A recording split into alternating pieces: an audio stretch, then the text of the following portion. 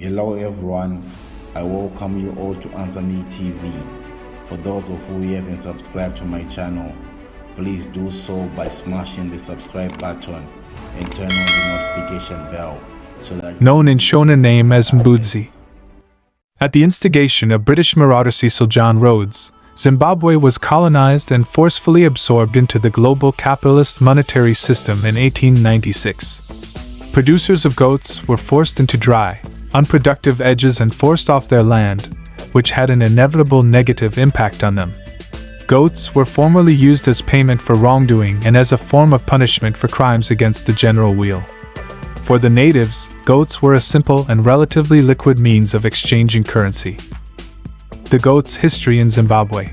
With approximately 1,153 breeds, goats are the most useful animal on the planet, offering meat, milk, fiber, fertilizer, and draft power.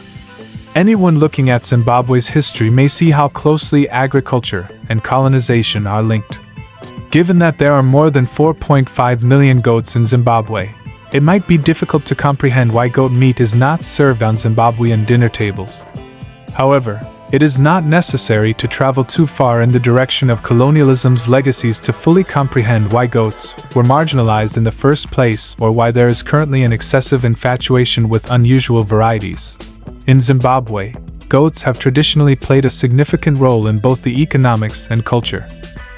For millennia, the lowly goat has been an integral part of Zimbabwe's economic and cultural landscape.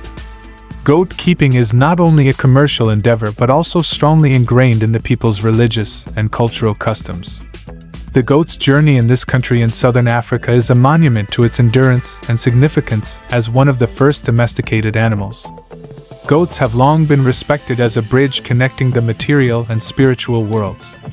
Goats are traditionally thought of as a conduit for gifts to the spiritual realm and as a link between the living and the ancestors. For some, the act of slaughtering is a fundamental part of significant cultural rites and ceremonies, performed to honor the ancestors and ask for their guidance.